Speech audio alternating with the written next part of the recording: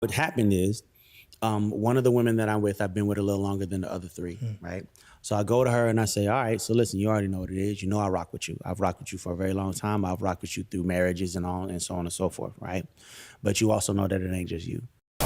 We sound crazy. He is one half of the duo Louis York and an award-winning songwriter. Yes, sir. It's Claude Kelly. He is award-winning songwriter and other half of the dynamic duo Louis York. What's up, y'all? It's Chuck Harmony. Music executive and Renaissance man. Hey, it's Billionaire. Music aficionado. What's up? It's Timon Bacon from Macon. We Sound Crazy is your official backstage pass to all things music and culture.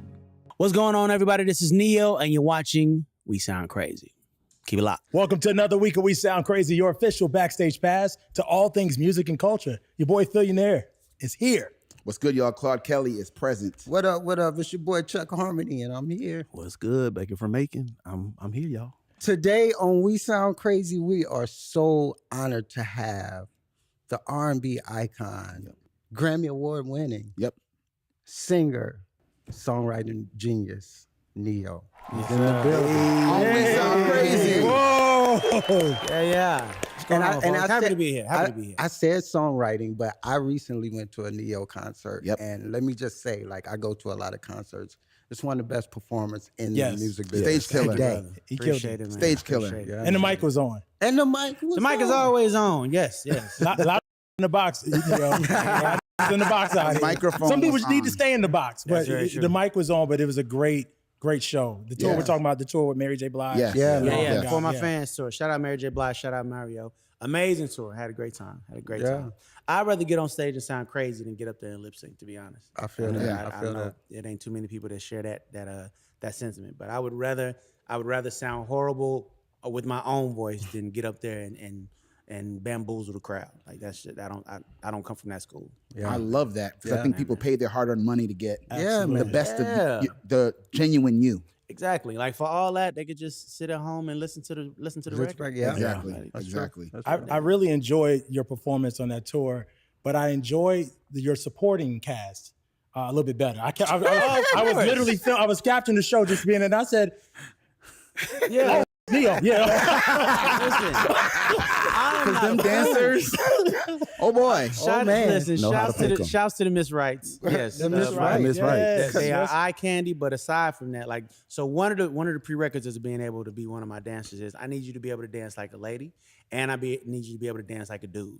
Like, and if you've ever seen my show, like, not only are they beautiful, but they smash. No, they Like, they smash. They get up there and dance for real. So shouts to the Miss Rights. Yeah, man. But yeah, that's what it's supposed to be. Yeah. So this year, for a lot of us, marks 20 years since we found out who Neo was Yes, as an sir. artist. Yeah, man. And we're talking about touring. Compared to when you first started, how do you approach touring now compared to younger Neo? So when I first started touring, my goal was to make sure that before I left that stage, they knew who the hell I was, right? Because I knew initially walking on that stage, they didn't know who the hell I was. Yeah. Nothing has changed. In 20 years, I get on that stage every night like don't nobody know who the hell I am, and my goal is to make sure they know me before I leave. That's crazy. Because mind you, it's like, so with an artist that's been around for a little while, it's not even a thing that against that artist, but it's like you kind of fall into this place where, like, you know that if you just wanted to phone it in, you kind of could, especially if you got a few hits under your belt. It's like, I ain't got to get up here and kill myself. I can turn the mic to the crowd and they'll do most of the work for me. Yeah. But I can't do that. I feel like the day that I become that person is the day that I'm gonna get like a major injury to where I can't be on stage no more or something, because it's like I've lost my appreciation for what it is. Like, it's a blessing to be 45 and to be able to get on stage and move the way I can move and sing and dance. Man. Like, come on, man. Like, this is not your uncle's 45 over here. Like, Come on now. well, you know what? Damn it. Listen, at the end of the day, you're doing something right, for real. There's a lot of credit that you deserve for being timeless, thinking about things that way. Did you realize that you were changing the game when you came out in that way? I mean, I know that was your intention to do love songs, but do you understand how much of a game changer you've been? To be honest, no. I was doing what felt good. So the production of my first album, at this point, I got to give a shout out to L.A. Reid, because L.A. Reid basically handed me my budget and said, bring me back something dope. Like, he didn't try to put his hand on it. He didn't try to lead or direct. He said, listen, I like what you do. I want you to, that's why I'm signing you, because I like what you do, which was music to my ears coming off of the Columbia deal that I had previous, where everything I did, they had a hand in. They had to say, no, don't wear that, wear this. No, don't write that type of song, write this type of song. No, don't work with those producers, work with these producers, so on and so forth, to the point where the album that we finished was not me. Yeah. I didn't recognize the pictures. I didn't recognize the sound. It wasn't me. So when I got signed to Def Jam, L.A. Reid said, bro, I love what you do. Just do that. So we went in the studio every day. For my first album, we went in the studio every day with zero pressure. We just said, listen, we just gonna make good music, and then we're gonna put it in the hands of the people that figure out where it's supposed to go. And I feel like you can hear that in that album. But it wasn't like we went in there like, all right, ladies and gentlemen, today we're gonna change the game. Like, we just really was just doing what felt good. Like, I am a child of Boyz II Men. I'm a child of Jodeci and you know, Brian McKnight's and like that's the era that I grew up. Joe, that's the era that I grew up listening to. John B, like Babyface, that's what I grew up listening to. So, mind you, I knew that coming into the game, you wasn't hearing a lot of that anymore. It wasn't on the radio at all. So it was very much a thing of, you know what, I know what I like to hear. Yeah. And since we in here just doing what feels good, I'm gonna do what feels good to me. Yeah. And that's what happened. And you know, by the grace of God, people agreed. And I feel like the pendulum is slowly but surely swinging back towards that, which I'm so damn happy about. Yeah. Mind you, as a lover of music, I have to find a way to appreciate every evolution of music in some way. But I feel like R&B, just as a genre, it's like the things that made it great are the things that, for whatever reason, the new generation came in and threw away. Yeah, like the vulnerability. I agree. You know, the essence of a love song. Like it got cool to call a woman a bitch in a song. Right. Like what? Wait, what? I love you. Wait, what? Hold on. That don't really. They don't go together. Yeah. You my bitch. That became I love you. You my bitch. It's like, all right. Again, I can appreciate it because, you know, this generation is going to do something different. The next generation going to do something different. But at the same time, vulnerability and masculinity can exist in the same space. And it feel like the new generations just didn't believe that. Yeah. So everything got real tough. Everything got real, you know, just real harsh. The delivery just got real harsh. And I can only be who the hell I am. Yeah. Like that's one thing that I actually pride myself on, is just, listen, this is me, love it or leave it alone, damn it. Like, I'm gonna do what I do the way that I do it. If you love it, cool. If you don't, you have so many options. Yeah. So much other stuff. Coming up next on We Sound Crazy. So I walked in and I meet these two tall, lanky white dudes with Norwegian accents. And I'm like, okay, this is about to be interesting. All right, well, play me something. The first track they played. Dun, dun, dun, dun, dun, dun. Jesus Christ. Stop. Run that back one more time. Right. After the break on We Sound Crazy. Today's a new day. But where are my blue skies? Life ain't perfect, but we're both. And I love you more after every so in love with my whole heart. So in love, so in love. Hey, besties. What is a bestie? I like you. She's fun. It's about to be a good time. She's always looking out for you. Since you're my bestie, I will handle it for you. She makes you think. Here to uplift and empower. She's always encouraging. You are that girl. Chelsea Edwards, your bestie in daytime. I get the spiritual moments. Chatting with Chelsea. New episodes weekdays at 5:30 or stream anytime on Fox Soul. Hey, it's your girl, Carolina Sanchez, and The Nightcap is the late night show where no topic is off limits. Join me as we dive into the wild world of relationships, sex, and everything in between. From hilarious dating disasters to steamy secrets, you know we've got it all. We've got celebrity guests, expert advice, and a cocktail in hand. The Nightcap is your guilty pleasure. So grab your drink and tune in, because the best stories start after dark. The Nightcap. New episodes weeknights at 10:30 or stream anytime on Fox Soul. Ready to lose track of time the best way possible? Roll it! From the funniest videos to the wildest things online, we do the scrolling so you don't have to. It's Usher. He had that synthetic hair melting. You hear me? Why y'all talking about that lady hair like that? Ain't he alone? Catch us every weeknight, 7 p.m. Central on Fox Soul.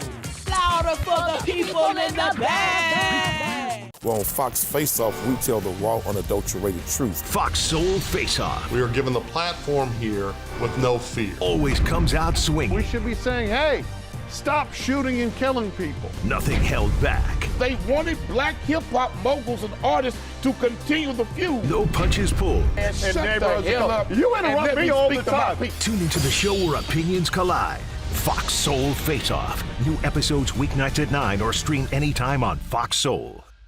It's so crazy because I feel like I have experience that nobody has, because a lot of times I was sitting there with my ballads over in the corner, my ballad tracks, and he was recording these hit records like while I was in the studio listening to this guy do like Spotlight and these records like that. Like I feel like, so when I hear him on the radio, it's just a whole nother experience because I was there. I would love to hear how you two came to be collaborators and family. Can I tell my story? Tell your story, because I genuinely don't remember. It's one of those things where it's like wasn't Chuck just always there? Yeah, it's crazy because I never get to tell the story because it's not just a story about music, it's a story about manifestation. Mm-hmm. So I'm in Atlanta and I'm driving down the freeway and Because of You came on. And I'm listening, I'm just jamming. And then the bridge, ain't no. Yeah. Mm-hmm. Ode to Mike. When that chord came out, I was like, that's Chuck Harmon right there. That's what I need. I need the kind of writer that understands that kind of and what you did was so perfect for those chords. And I was a chord guy. Cut to 2 weeks later, my friend Askia Fountain. I was in Askia. Okay. All right. Yeah. I was in church and I was playing the organ, and some kind of way he got a hold with my wife at the time, and he called my wife. He was like, "Yo, Neo manager want to meet Chuck." And so my wife came running down the aisle to the organ. She was like, "Yo, Neo want to meet you." I thought this nigga wanted to meet you. Meet me. It was Tango. So she's like, "Neo want to meet you. Neo want to meet you." So I got off the organ. Probably should have got fired because I got in the middle of church. In the middle of church, the pastor and God said, "Peace out." And I ran down to the studio, and it was a dark studio in Atlanta, the Compound Studios. Yeah, man. And it was just Tashawn and Tango, and this guy named Dada. But anyway, they played me this record called "Ain't Nobody Stupid" that Neo had wrote for this artist named Paula Campbell. Yeah, man. And some kind of weird, I'm talking about super weird way, because I didn't even really know Dada like that. But Dada was the reason why that track got to Neo, and Neo cut that record. And so Tango was like, they were having some kind of dispute because Dada was like, "Yo, I did the record." They was looking for the files, and I'm the only one who had the files because I did the track. So Tango was like, "Whoever did this record, whoever got the files did the record. So I want to meet the person with the files." Mm-hmm. And that's how I met Neo. He set up a meeting. You were out on the road or whatever. And then a month later, I got to meet you. And I came to the studio, not knowing what to expect. You know what I'm saying? I knew we had Ain't Nobody Stupid, but I didn't know what to expect. And that first night, you wrote I Got Nothing Left for Celine Dion. Yes, sir. You wrote Growing Pains for Mary J. Blige. Yeah. And then I went home, and then his engineer called me like, "Can you give me the files to this track?" And you wrote Let Me Know to Janet Jackson. Mm-hmm. The same night. Yeah. Wow. Yeah, man. And so you heard them heavy hitters in one session? One night changed my life. It's crazy. What it was is, so again, me being me and me loving the kind of music that I love. Yeah. The producers that was coming around was very hip hop driven. It was a lot of real hip hoppy stuff, a lot of samples and stuff like that. So when I heard the track that became Ain't Nobody Stupid, I'm like, okay, whoever this is, they get it. Yeah. Melody. I need some damn melody. Somebody come on with some melodies. Yeah. So that track, and then so that's what made Tango go find you. Like, Yeah, all yeah, right, yeah. okay, all right, whatever. He like what this dude do. Let's go find this dude. Because there was a point where I was like, man, if you bring me another track with just an 808, come on, man. Like, I'm just like you understand what it is I do, bro. Yeah, like yeah. this ain't gonna work. Yeah. When that track came through, I'm like, this.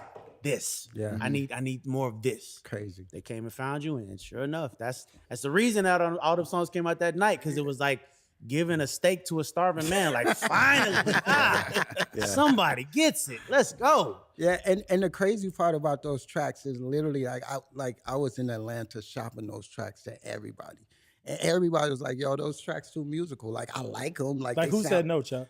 What's too musical? Whoever, I'm sorry, this food got too much flavor. right? What? Whoever was representing Tyrese at the time, I remember Wow. the I Got Nothing Left track. They was trying to get me to put all different kind of drums on it because I was playing all live instruments on that track, and so it was just How like, dare you? right? And so it was just like put some this on that and this, and so I went and did 7 or 8 passes of that for Tyrese, and then at the end it was like, it's too musical. And so crazy. It happens a lot though. Yeah, man. Oh yeah. Happens a lot. That's right. Celine Dion understood. She understood. Celine got it. Shouts to Celine. And literally, like, that was like my first time hearing a A-list voice on my record was Celine. Think about that. Like, Celine, the first one. Of all people, yeah. All people. That's crazy. Yeah, shouts to the incomparable Celine Dion. Yeah, man. Yeah. When I think about the recording process y'all touched on, So Sick, one of my favorite songs. Yes. Absolutely. First listen. It's a perfect song. It's one of the most brilliant compositions in the history of music to me. Agreed. One of my so favorite simple. songs. It's so simple. It's It's so- so poignant. Yeah. But you wrote the song in 3 minutes, I heard. Yeah.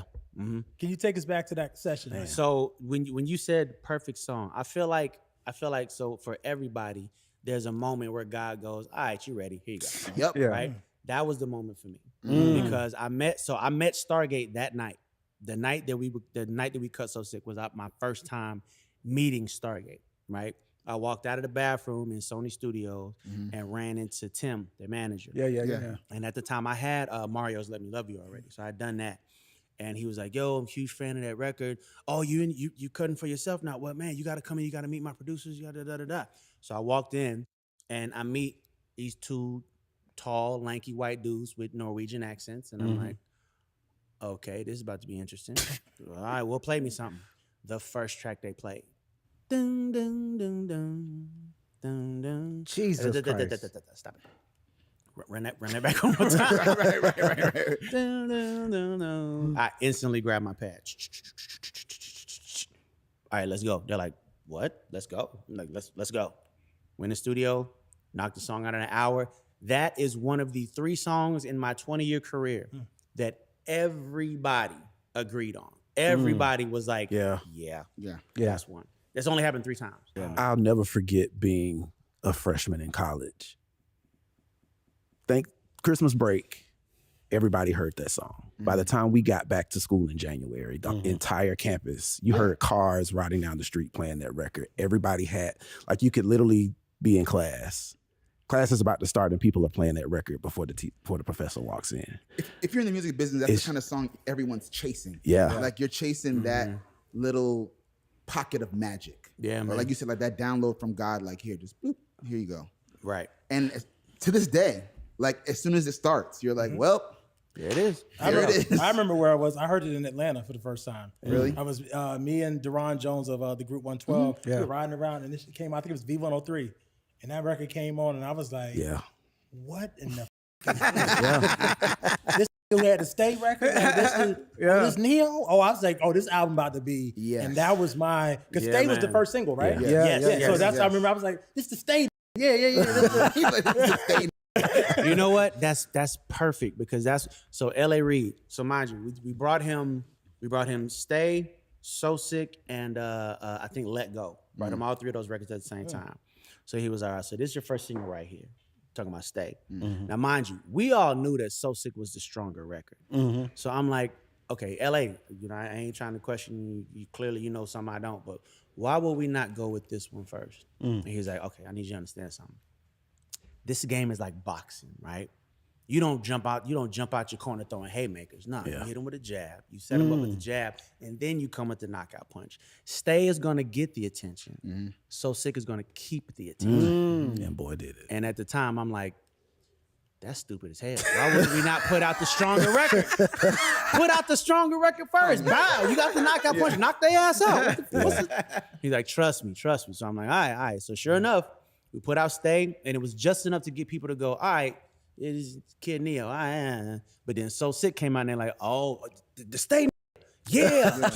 Oh, and then the world blew up from there. The Sexy Love. Yeah. Yeah. It was moving. And When You're Mad. When You're Mad. When You're Mad, I have a love-hate relationship with it. Really? Why? Because I wanted Mirror to be the next single. Yeah. I And remember at the Mirror. time, so by the time we got to third single, it was me, Chris, Trey. Yeah. Right? Like that was the three, right? Trey was clearly selling sex, you know what I'm saying? Take your shirt off, the whole nine, all of that. And they didn't want me to fall into that. Yeah. So that's why they didn't want to go with Mirror. They were like, nah, we don't want to sell sex with you. Like you're more of a gentleman. Like we want to keep it there. And I'm like, okay, I hear you, but again, this is a better record. That's the one and only time I ever heard my A&Rs admit that they were wrong. Wow. Because mind you, When You're Mad did what it did. Yeah. But I to this day I know that Mirror would have did better. But anyway, it was the Scream tour, one of those. And my A&Rs that came out, this is the first time seeing me perform, right? So we roll these big ass mirrors out on stage and the girls is dancing the whole nine. Mirror starts and the crowd explodes. And these cats came backstage for the first time ever. The first and only time was like, all right, you was right, we was wrong. And that is rare. Oh yeah. No, A&Rs don't admit when they wrong. No. Yeah. You either win or it was your fault. It was your fault. Yeah. Exactly. Yeah. So yeah, that's. But I mean, I love When You're Mad. Like that was one of LA's favorite songs. So it was cool when we did it, and then he let me put my girlfriend in the video, which was also very cool. At the time. Hey, new artist, don't put your girlfriend in videos. You gotta live with that for the rest of your life. Yeah, it's gonna change things. If y'all ever break up, that song is tainted for the rest of your life. That video is tainted for the rest of your life. Don't put your girlfriend in the video. Coming up next on We Sound Crazy. Is there a song or a session where you just didn't figure it out? I mean, yeah, that happens a lot. You know, I remember the first time I tried to write for Keisha Cole. And just couldn't figure it out. I don't know if something had happened before she got there, but she kind of came in the studio on 10 a little bit, you know what I'm saying? Which had already kind of rubbed me the wrong way because it's like, damn, I don't even know you. What you mad at me for? After the break on We Sound Crazy. And I like it. Hey, so in love with my whole heart. Get what you done now. Ooh, what you done now. Show me what love's about. Show me what love's about. 'Cause you turn me out. Far away from here, far away from here, far away from here. Just jump in a taxi cab, pack a bag and you will back. Hey, it's your girl Carolina Sanchez, and The Nightcap is the late night show where no topic is off limits. Join me as we dive into the wild world of relationships, sex, and everything in between. From hilarious dating disasters to steamy secrets, you know we've got it all. We've got celebrity guests, expert advice, and a cocktail in hand. The Nightcap is your guilty pleasure. So grab your drink and tune in because the best stories start after dark. The Nightcap. New episodes weeknights at 10:30 or stream anytime on Fox Soul. Well, on Fox Face Off, we tell the raw, unadulterated truth. Fox Soul Face Off. We are given the platform here with no fear. Always comes out swinging. We should be saying, hey, stop shooting and killing people. Nothing held back. They wanted black hip-hop moguls and artists to continue the feud. No punches pulled. And shut the hell up. You interrupt me all the time. Tune into the show where opinions collide. Fox Soul Face Off. New episodes weeknights at 9 or stream anytime on Fox Soul. What do you think you're doing, Kevin? Was just gonna drive home. There are several warning signs present that you shouldn't be driving. Like hearing voices? Like your text-to-emoji ratio? Oh man, the selfies. Selfie nailed it. We all have warning signs that let us know that we're probably not okay to drive. Mine is pretending to be your subconscious. Craig, come on, man, let's split a ride home. Hey, besties. What is a bestie? I like you. She's fun. It's about to be a good time. She's always looking out for you. Since you're my bestie, I will handle it for you. She makes you think. Here to uplift and empower. She's always encouraging. You are that girl. Chelsea Edwards, your bestie in daytime. I get the spiritual moments. Chatting with Chelsea. New episodes weekdays at 5:30 or stream anytime on Fox Soul. Jennifer Hudson, for example, Spotlight. The challenge of that record was Jennifer Hudson had a Ferrari voice that we needed to fit into a Nissan Maxima box, right? Huge voice. That's such a good analogy. You know what I'm saying? Like 100%. just that big, that huge Broadway church voice. And we had to try to fit that into a pop song. How? That took us days. Yeah. Me and Stargate, days to figure that out because it's like everything we did, nah, that's too soulful. Nah, that ain't soulful enough. You don't want to hear Jennifer Hudson sing that.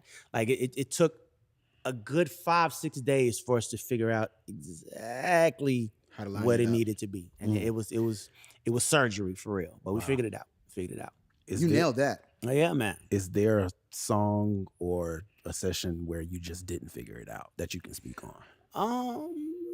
I mean, yeah, that happens a lot. Yeah. You know, I remember the first time I tried to write for Keisha Cole, and just couldn't figure it out. Couldn't get it right for whatever reason. Now, mind you, I don't know if something had happened before she got there, but she kind of came in the studio on 10 a little bit. You know what I'm saying?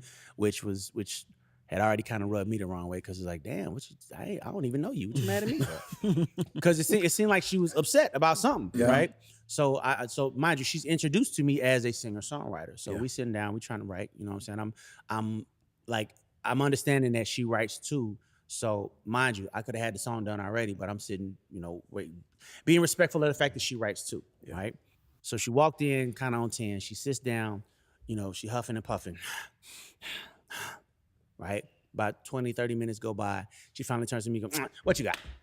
Right? So I sing her what I got. She goes, yeah, that's cool. Hold on. She gets up and she leaves and she doesn't come back. Oh, wow. Yeah. I'm like, okay. All right. Guess that's the session, guys. All right. Listen, I'm glad you're saying that because people don't know. No disrespect to Keisha Cole, but that's what happened. That was our first dealing. Mind, we've had other dealings since then, but our initial dealing was that. And I'm like, okay, I guess no Keisha Cole songs. Alrighty then. And we moved on with life. Mind you, I saw her plenty other times after that, and everything was all cool, fine and good. But that initial meeting was that. I got a question. So, is there a song that you've written for another artist that you wish you would have kept for yourself? Man, I've been getting asked this question a lot lately. So there's a song that I did for a cat. I believe his name was Mario Vasquez. Yeah. Gallery. Yep, that was a I good remember song. Gallery. Dope record. Yeah. And mind you, it's not that he didn't do it justice because the boy could sing. Like he was dope. I know where Mario Vasquez is today or whatever the He case was may one of be. the first signings to J Records. Yeah. Yep. And for whatever reason, I don't know if the push wasn't there, but it didn't do what I felt like that song had the potential to do because it was a really, really dope record. And it just didn't move the way I felt like it should have. I honestly felt like had I did it myself, it probably would have went better. But again, not a knock at Mario Vasquez. He did his thing. I just feel like maybe the label didn't do theirs. There's another song that I did for what's my boy, Wolf James. Luke.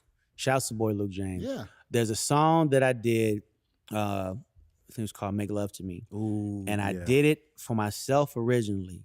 If you've heard this record on him, the original was like 2 keys higher than where his is. So played the song for him. He loved it. We had to bring it down we had to bring it down 2 keys in order for him to sing it. And when we did that, not realizing we did that, and it just took all the energy out of the record. It didn't feel like the same song anymore. So in that moment, again, anybody that knows Luke James, you know that boy sings his ass off. So it's nothing like that. It's just what the song was versus what it came out as. I feel like I probably would have been better off holding on to that one and writing him something specific as opposed to just getting off the placement. You know what I mean? So yeah, but shouts to the boy Luke James, shouts to Mario Vasquez. But yeah, in my career, those are really the 2 that I feel like, man, I probably should have held on to those and just did something else. Yeah.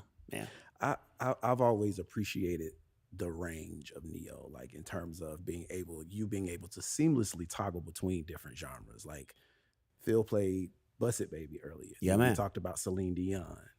Then you've done, like, I remember hearing Closer for the first time. How are you able to like seamlessly or naturally toggle between different genres and still keep the identity of who Neo is? So here's a beautiful thing about the mind of human beings, right? When Closer first came out, that song was out for damn near 3 months and nobody gave nobody cared because it was 4 on the floor. Yeah. And it was damn near a genre other than, mind you, we coming off the success of So Sick, coming off the success of When You're Mad, we coming off the success of Because of You, you know, all of these soulful records, right? We came with Closer and people was like, what's happening here? This isn't the soul thing that we're accustomed to, right? To the point where, so mind you, when I wrote Closer, we had spent like 2.5 years overseas, just moving around, right? So I'm over there, and that's when I got my first real taste of like, you know, house music, EDM, techno, all of that. And if you know, in that music, it ain't about the lyrics. Yeah. It's about the dramatics in the production. It's about that. So in them songs, you might get 2 words, 3 words, like if at all, right? Yeah. So I said to myself, okay, what if somebody wrote a real song over to one of these tracks with the dramatics and the whole? Now, what if somebody wrote lyrics that you actually gave it about over this type of music? So I take this idea to Stargate, and Closer was what we came up with. So when we finished it, I was like, yeah, this is dope. We'll be able to sell this easy. And they was like, sell it? Nah, bro, you should hold on to this one. And I'm like, nah, my fans they're not gonna get this from me. Nah. We gonna sell this. They're like, bro, you should hold on to this one. Right? So they said so. Jay-Z chimes in, bro, that Closer record, that's one. You hold on to that one. Tango, man, that's one. I'm telling you. And when Tango the whole said time, it, I'm like, crazy. nah, this is not it. This is not it. I'm telling y'all, this ain't it. Bruh, this is it. Matter of fact, this is your first single. Oh, come on, y'all. What? Nah, this is not. So we put it out. Sure enough, first 3 months that it's out, 0 noise. No one's caring. Yeah. To the point where L.A. Reid calls us in, and we knew what he was calling us in for. He was calling us in to tell us, hey, man, we're going to jump off this record and do something else, right? Before I walk into the meeting, Tango next to me like, don't let him talk you out of this record. I'm telling you, bro, it's not working. Trust me, when they get it, they going to get it. Do not let him talk you off this record. Before we walk into the building, Jay-Z, hey, L.A. about to tell you to get off that record. Do not get off that record. But, all right, so sure enough, we walk in the building, and of course, L.A. Reid is like, hey, so, yeah, I'm thinking that, the Closer thing, I'm thinking we want to go another direction. And through gritted teeth, I'm like, nah, man, let's stay on it. Let's just give it a little bit more time. L.A. was like, you sure? Because, 3 months is a long time for nothing to be happening. With you sure you want? Yeah, man, let's stay on the damn record. So that year, we got the BET Awards performance. Remember, it was me, the Jabberwockies, whole nine. After that performance, that took off like, man. Coming up next on We Sound Crazy. So, Neo, you wrote one of my favorite Beyonce songs that ever played, but we all know. Yeah. But Flaws and All is the one I want to talk about. That was originally intended for Britney Spears? Britney Spears. Okay, take me back to the creative process for Flaws and All, but then how did that transition happen from Britney to B? After the break on We Sound Crazy. Today's a new day. But where are my blue skies? ain't perfect, but we're both. And I love you more after every so in love with my whole heart. So in love, so in love. I've been alone. I wonder if you know that I want the best for you. I was lost. But how long will you fight solo? I wonder if you know that we can get help. Not wondering anymore. Love, your mind.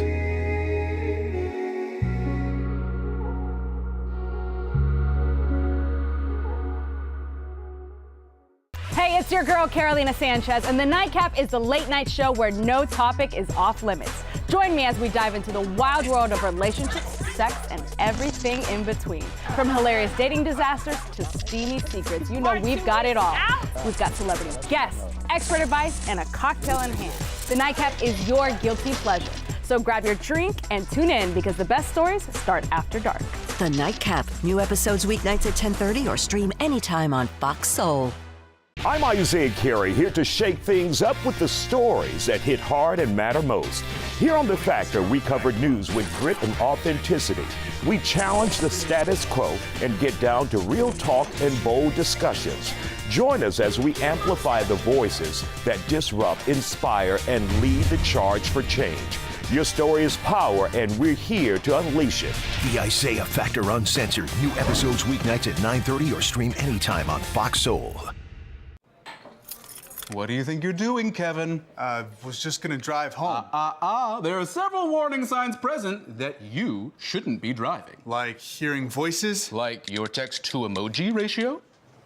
Oh man, the selfies. Selfie, nailed it. We all have warning signs that let us know that we're probably not okay to drive. Mine is pretending to be your subconscious. Craig, come on, man, let's put a ride home. I'm curious to know who you would consider your songwriting idols. Songwriting idols. Of all time.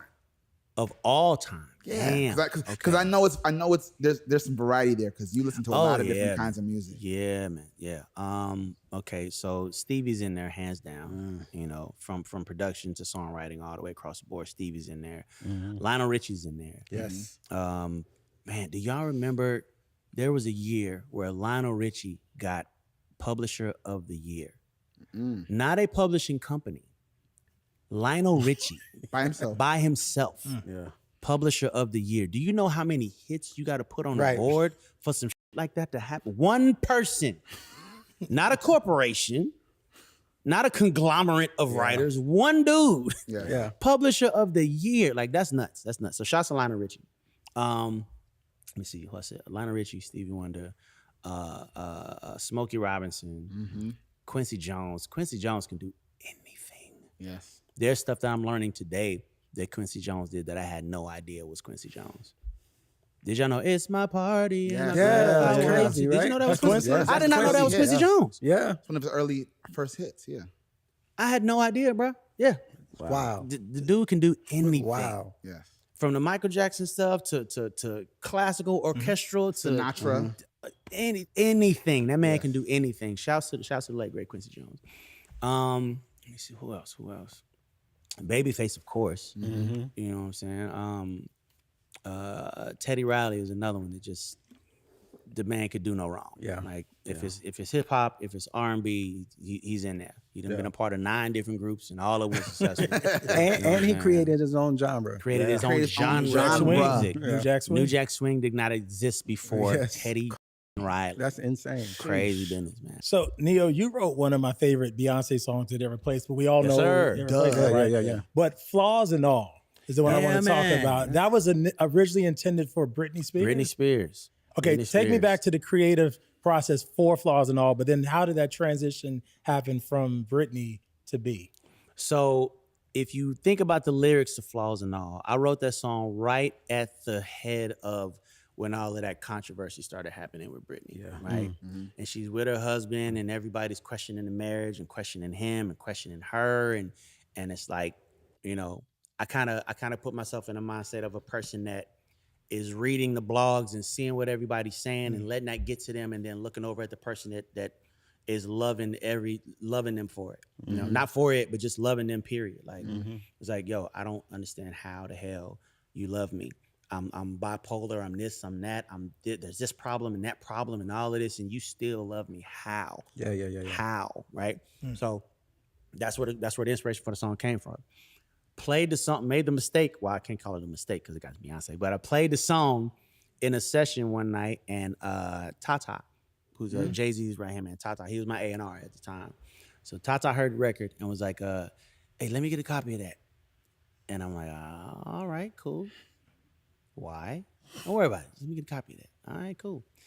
A week later, he came back and told me it was going to be on Beyonce's album. I'm like, wait, we did that for Britney. How many sessions we done set up for Britney and she didn't even show up? Yeah, let me get that. It was a few. It was a few that we did that every song that we did that was supposed to be for Britney wound up on another artist. Good Girl Gone Bad was supposed to be for Britney. What? Good Girl Gone Bad was meant for Britney Spears. That's crazy. Yeah. What else from that album? Damn it. It was another one from that album that we wrote specifically for Britney, and it went to Rihanna. Talking about an album that also changed the game. Man. The Good Girl Gone Bad album was the skyrocket for Rihanna. Yeah. Me and Rihanna's relationship was weird because, like, so I met her when she was like 15, and mind you, I was like 25. So there was no sexual anything, right? Like this was baby sis, right?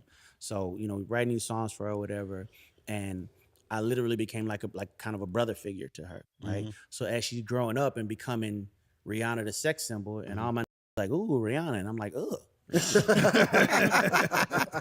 No. Like, you saw Rihanna legs? Hell no, I ain't see Rihanna legs. Hell wrong with y'all? Yeah. But I realized like they not looking at the Rihanna that I'm still seeing the 15-year-old ain't had sex yet, trying to figure out what that's the Rihanna I met, right? So yeah, I remember the conversation about cutting her hair. She asked me, she's like, you think I should cut my hair? And I'm like, yeah, why not? She's like, because my forehead is huge. I'm like, just do it. Go for it. I ain't gonna say I was the deciding factor in why she decided to cut her hair, but I was definitely for cut the damn hair. What people gonna? That changed the game. It don't matter. That haircut changed the game. That's separated. Because every girl had that haircut. Yeah, man. Oh yeah. Who's the one that got away?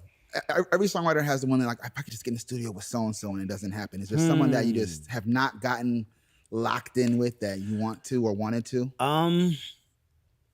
So I have 5 kings, right? It's only 4 heads on Mount Rushmore. Yeah. All right, well, my Mount Rushmore has 5 heads, right? Yeah. Prince, Michael Jackson, Stevie Wonder, Sammy Davis Jr., Marvin Gaye.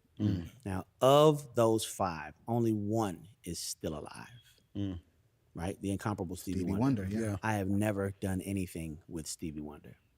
That'd be crazy. And that'd be amazing, I need that to happen. Yeah. I need it to happen before I leave this plane of existence or he does. I need that to happen. People don't understand when I say that there would be no Neo without Michael Jackson's Off the Wall and Stevie Wonder's Hotter Than July, Songs in the Key of Life. Those are the albums that helped me learn how to appreciate my own voice. When I first started singing, I hated my voice because I've always had kind of a high, nasally timbre to my joint, right? And my mom, who is my hero to this day, has been my whole life. But, you know, growing up, she would listen to, you know, your Teddy Pendergrass and you know, Levert. That, right? Clark calls that dark skin R&B. Yeah, man. That's what he called it. That's what you have a little hair in your chest. Can't put it, taco meat out. Yeah, taco meat. That's one of them. You know? Yell at you for an hour. For an hour. The women just love it. Turn them off. All right. That aggression. That. I didn't have that. I had a turn them off. And it wasn't the same. Turn them off. Mine was not it. So I hated singing because I couldn't sound like that, right? Yeah. So my mom gave me Michael Jackson, Stevie Wonder, and she said, listen to the way that they use their instrument. It'll help you get more comfortable with your own. So literally, like, if not for those albums, I would not be singing. So I need to do something with Stevie Wonder before we leave this earth. It needs to happen. I would love that. Happen. That's a great combo. That is. man. I have to ask you because there was this little show called Showtime at the Apollo. Oh Lord. You were in a group called Envy. Yeah, man. And what was your name? Go. Go. Yes. Y'all struggled, but y'all get through. But we survived. My question is, what was the mindset after that experience and just not having all of the tools that you all thought you should have? So let me run down the story of that. Yeah. All right. So Corey Clark, who you may or may not be familiar with, Corey Clark from American Idol receives a large sum of infamy from the American Idol situation. Corey Clark was a part of the group that I was in. Right. Corey was kind of like our first manager because Corey was always the one that found a way to get us into some situation, but then Corey was always the one to fuck it up. Right? It'd be a situation like Corey ran up on Clive Davis walking out of a restaurant and somehow figured out a way to get Clive Davis to agree to meet us at 8 o'clock Tuesday. So 8 o'clock Tuesday roll around and Corey's in a fucking shower. Corey, it's 8 o'clock, we gotta go. All right, man, I'll be there in a minute. 12 noon roll around. And this nigga like, all right, let's go. For what, Corey? Why? What are we going for? Right. Let's just go and see what happened. We can't even get in the damn front door, right? Wow. This was Corey. So Corey is a person that sent in the tape of us singing to Showtime at the Apollo, right? So they agreed that we could come down. Mind you, so Showtime at the Apollo, they don't pay for your plane ticket. They don't pay for your hotel. They don't pay for none of that. They say, yeah, we love to have you. Get here if you can. Right? Yeah. So we got there, by the skin of our teeth because we was broke. We had no money, but we got there. We knew what we was gonna sing. We brought a cassette tape of the instrumental to Donnell Jones' "Players in the Hood." Oh my because God. we just knew, mind you, we rehearsed this song for 3 weeks straight, right? We could use the tape. Corey, now anybody else we've ever seen on Showtime at the Apollo, short of the rappers, have all used the band. Yeah. You sure they gonna let us use the tape? Yeah, man, they'll let us use the tape. Didn't use Rachel in the crew. Not Rachel. Corey, are you sure they gonna let us use the tape? All right, cool. So we get there, and they go, all right, so you guys missed rehearsal day. We were supposed to get there a day earlier to rehearse with the band. Oh my God. Okay, well, it's cool because, we was told we could use the tape. Nobody, what tape? Nobody use no tape. No, use the band. You use Rachel and the crew or you don't do it. But we didn't get to rehearse with the band. Well, y'all better get over there right now. You got about 5 minutes. Corey, you told us we could use the tape. They told me we could. Shut up, Corey. Fuck you. So we go over to Rachel and the crew. They don't know the song. They ain't even heard the song before. So we play the song for them. We rehearse with them for 5 minutes. They get the song as well as they can. It's like, all right, so listen. Don't start playing until we get out and set up. Like we got we're gonna pose it in, like the whole 9, right? Rachel was like, mind you, not faulting Rachel because he did what he could in the time that he had, right? So, all right, so we in the bathroom there, we rehearsing. Mind you, we see the other people that we competing against, like, all right, we got this, man, we good. So they call us out on stage, we walk out, a little banter with Steve Harvey. Mind you, we done told Rachel, don't start until we get on stage and set up, just to get in our pose, then start. So Steve Harvey goes, all right, show your love for Envy. Boom, boom, boom, boom, boom, boom, boom. Oh shit! So we run to the mic as quick as we can. We get there, and at that point, nerves kick in, and we sound like cats being touched inappropriately. Man, listen. Oh, it was bad. Coming up next on We Sound Crazy. One of the women that I'm with, I've been with a little longer than the other 3. Right? So I go to her and I say, all right, so listen, you already know what it is. I rock with you. I've rocked with you for a very long time. I've rocked with you through marriages and all, and so on and so forth, right? But you also know that it ain't just. After the break on We Sound Crazy. And I like it. Hey, so in love with my whole heart. Get what you done.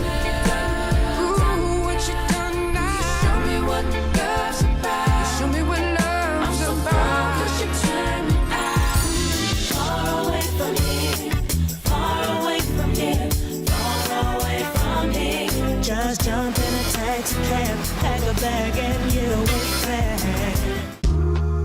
I know you're going through a lot. I wonder if you know that we can get help. Let's see how far we can go. Love, your mind. Hey, What is a bestie? I like you. She's fun. It's about to be a good time.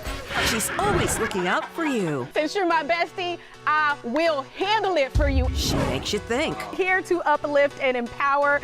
She's always encouraging. You are that girl. Chelsea Edwards, your bestie in daytime. I get the spiritual moments. Chatting with Chelsea. New episodes weekdays at 5:30 or stream anytime on Fox Soul. As we work to get through these times together, you may not be thinking about blood donation, but blood is needed to save the lives of people who are sick with a range of illnesses. It's easy and safe to give. If you are in good health, please donate. We need heroes now. Visit redcrossblood.org to schedule an appointment. I'm Isaiah Carey, here to shake things up with the stories that hit hard and matter most. Here on The Factor, we cover news with grit and authenticity. We challenge the status quo and get down to real talk and bold discussions. Join us as we amplify the voices that disrupt, inspire, and lead the charge for change. Your story is power, and we're here to unleash it. The Isaiah Factor Uncensored. New episodes weeknights at 9:30 or stream anytime on Fox Soul. I know you're going through a lot. I wonder if you know that we can get help. Let's see how far we can go. Love, your mind. So we talked a lot about professionally. I have to ask, just because, again, we scroll on social media. Indeed. I see a lot publicly. What made you want to reveal that such a personal part of your life to the public? Like, what made you kind of say, you know what? I'm ready to reveal this part of me, because we know people are critical on social media. They're going to comment, as we talked about earlier. But what was that decision like to say, you know what? Good question. So a lot of people well, I won't say a lot of people. There's a group of people that feel like I jumped up one morning and said, hey, everybody, I got 4 girlfriends. Hey. Didn't happen like that, right? So after my divorce, after my very public divorce, right? I did a lot of soul searching. I did a lot of internal work just on I hurt a whole bunch of people, you know what I'm saying? Because there was lies I told to everybody, lies I told to my mama, lies I told to my friends, you know, on top of the lies that I told to my wife, you know? So once that happened, I decided that I never wanted to make anybody feel like that ever again. So I decided that I was going to be 150 million% honest about everything at all times. Do not ask me if that dress makes you look fat, if it indeed makes you look fat, because I'm gonna find a real nice way to say, yeah, babe, that one ain't complimenting your shape at all. You should probably wear something else. Like, I'm not bullshitting nobody no more. So how it happened is, one of the women that I'm with, I've been with a little longer than the other 3, right? So I go to her and I say, all right, so listen, you already know what it is. You know I rock with you. I've rocked with you for a very long time. I've rocked with you through marriages and all, and so on and so forth, right? But you also know that it ain't just you. So here's what I want to do. I want to introduce you to these other women. I want us to all rock together. If you with it, cool. We're going to have a great time. If you not, that's cool too. No love lost. You go your way, I go mine. She agreed to it. I set up a dinner, set everybody down, introduced everybody, and we've been rocking ever since. Now, I did not volunteer this information to the world on some, hey, everybody look at me. We was all out at the club one night, right? We took a picture with the cat that's there that takes pictures, and he was like, yo, which one of them is your lady? I'm like, all of them. He's like, wait, what? I'm like, yeah, all. He's like, all 3 of them? At the time, it was only 3. He's like, all 3 of them? I'm like, yeah. He's like, so y'all rock together? I'm like, yeah, what? Yeah. And from there, you know, it just kind of snowballed into everywhere I go, somebody asking the question. And me, on this honest kick, if you ask me, I'm gonna tell you. Yeah. Now, I'm not volunteering the shit, but if you ask the question, I'm gonna answer the question. Yeah. And then it got to the point where every interview I was doing, somebody wanted to know about them, who they were, and all that. So I finally just said, all right, if y'all so curious about this, let me just go ahead and put it on social media. Here they are, everyone. Here you go. 1, 2, 3, 4. Here's their names. Here's who they are to me. Say something nice and go on about your business. And the rest is what it is. So I love to hear a song about it, which I'm hoping is on a new project. I'm coming soon. I'm so intrigued because, again, I've done probably, I've been in 2. I only could do 2 like that. So 4 is impressive. Like 4 is impressive to me. I mean, because 2 is Yeah, a lot of work. It's a lot of work, a lot of man. juggling. Oh yeah. A lot of, I need to get a bigger bed if I had 4. You know what I'm saying? So, Get an Alaskan king.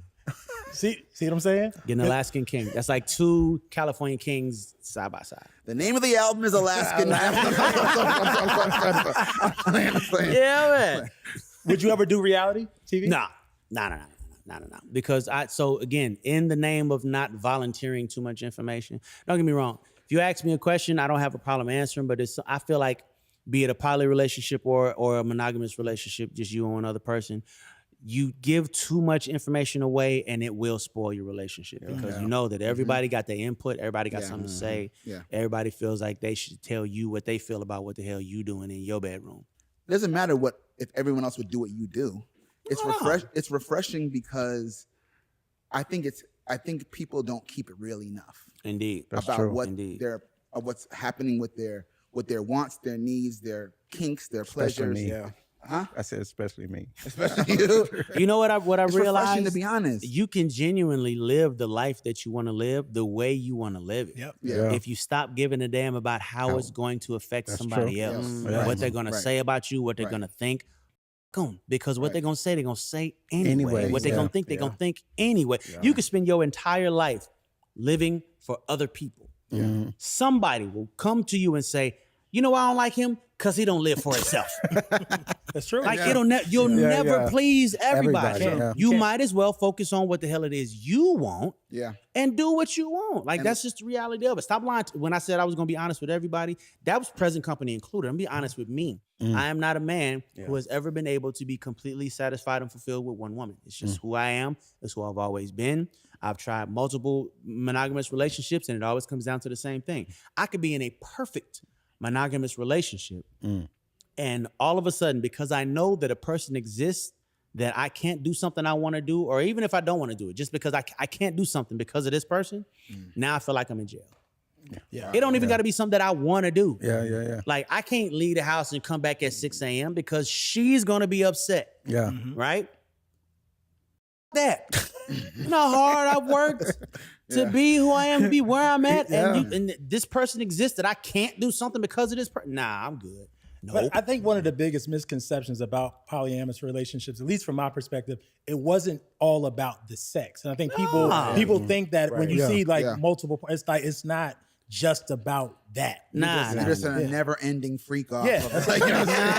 It's not. Don't get me wrong, we have our fun. However, if the only reason you doing it is for that, you setting yourself up for failure, bro. Yeah, like first and foremost, the human body can only do so much. That's one. And then for 2, there's a whole mental element of this thing that you have to pay attention to. All right. These are 4 individual women, 4 individual energies, 4 individual personalities. And there has to be a level of honesty. Okay. We got to talk about jealousy. We got to talk about insecurity. All of these things, and we have to talk about it together. It can't be this side conversation, that side conversation, because all that adds to the pot blowing up in your face. Like that's the way that we solve problems. If this one got an issue or that one got an issue, we come to the round table. Well, the table is actually shaped like a teardrop, right? There's a point where I sit, and then it's round on that side because y'all are all equal, right?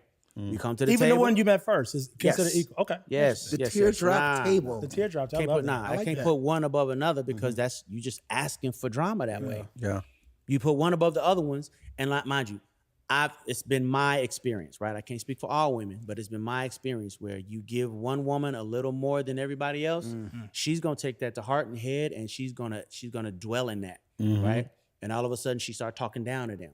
All of a sudden, she started bossing them around and all of that. And all of that is going to fall back on you because who is they going to come and complain to about such and such? Daddy. They coming to daddy. It was she said this and this happened and she said that and that and all of that. And all of a sudden, you got women fighting in the restaurant and all and I'm not playing. There's your reality show. Right. Ladies and gentlemen, I'm not Neo's Alaskan King coming to Bravo this fall. Stay tuned. This fall, coming soon. Make sure you follow us on all platforms at We Sound Crazy and WeSoundCrazy.com. And shout out to the good people at Visit Music City. Thank you so much for your support. Okay, on that note, thank you. Thank you so much to our special guest, Neo. Thank you, brother. Yeah, man. Until next week, We Sound Crazy. We out of here, y'all. Peace. We sound crazy.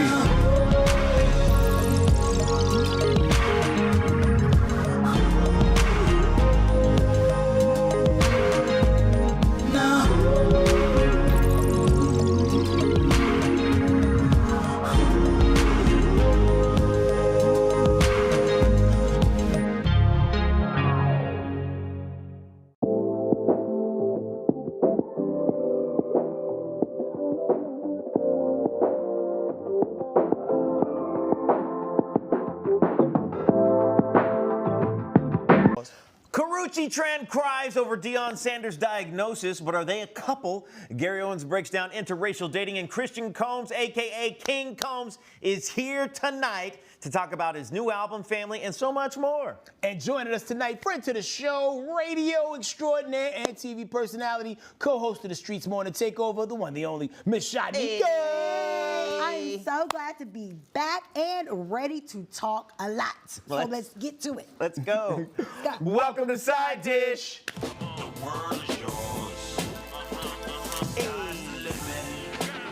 Hey. Oh my gosh, you guys, I'm so glad you're here. We've got a huge show for you tonight. Here at Side Dish, we're more than an appetizer when it comes to pop culture and fun. We're the whole meal, fam. I hope you're hungry. Oh man, bring them plates, bring them plates. We serving it up heavy. We dropping it on like you in a chow line. You know?